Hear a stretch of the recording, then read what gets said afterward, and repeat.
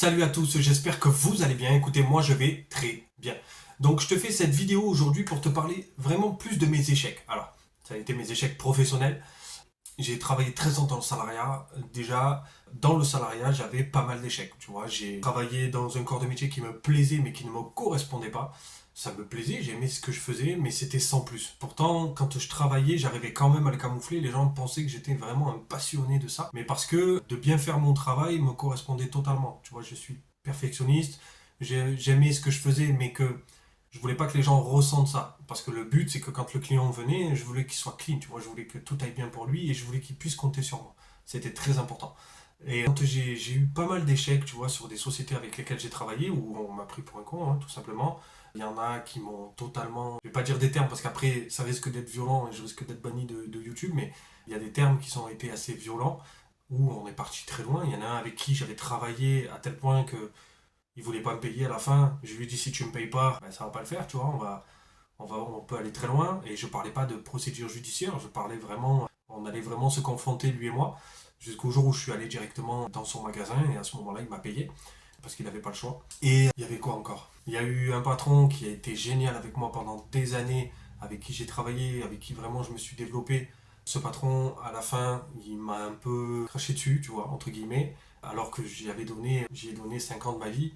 Et quand tu finis comme ça, c'est horrible. Et pourtant, c'était une personne que j'aimais beaucoup. Un des gros échecs aussi que j'ai vécu, ça a été vraiment quand j'ai voulu partir en Suisse. Il y a un moment dans ma vie où, dans le métier que je faisais, je me suis dit, écoute, pour ce que je gagne, si je vais en Suisse, je monte en Suisse, je gagne beaucoup plus. Je fais le frontalier.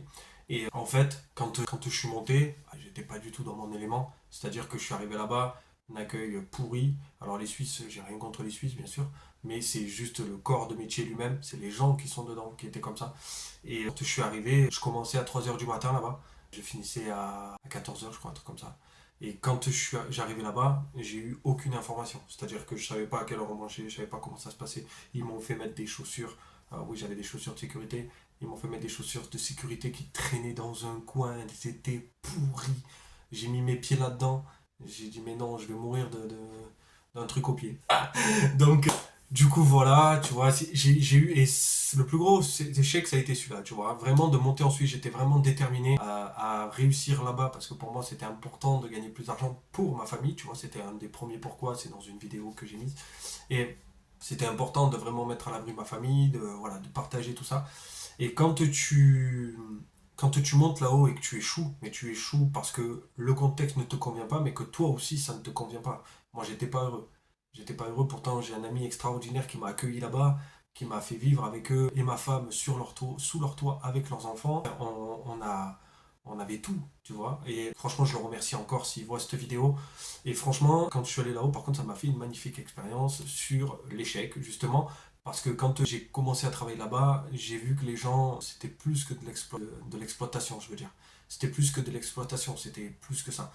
Tu gagnes très bien ta vie, mais selon avec qui tu travailles, c'est la misère. Et quand moi j'ai travaillé avec eux, c'était très compliqué. En plus de ça, à la base, je remplaçais un mec qui avait fait un infarctus. Et quand je leur dis, écoutez, moi vous me dites avant la fin de la semaine comment ça se passe et tout, parce que sinon je trouve autre chose. Il dit, oui, oui, t'inquiète. Et le milieu de semaine, il me dit, on te garde pas. Je dis, ok, il n'y a pas de souci. Donc je commence à chercher. Le vendredi, à la fin, le dernier jour, à la dernière minute, il me chope, il me dit en fait on veut te garder. Je fais mais moi je reste pas. Et en fait c'était une société qui était bien en soi, mais j'ai pas aimé cette approche-là et en plus de ça ils avaient une mentalité un peu compliquée.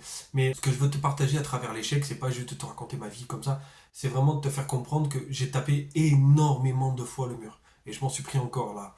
Donc ne lâche pas. Vraiment, ne lâche pas parce que c'est hyper important que tu t'accroches. L'échec, alors je vais pas te faire comme tous ces grands gourous qui sont sur internet qui vont te dire oui, mais l'échec te permet de relever le monde. Non, je m'en fous. Ce que je te dis, moi, c'est juste qu'un échec, c'est un échec. Accepte-le. Voilà. Juste accepte-le, c'est normal. Tu vas taper des murs. À chaque fois que tu vas vouloir faire quelque chose, tu vas taper un mur. C'est normal. Ne t'inquiète pas.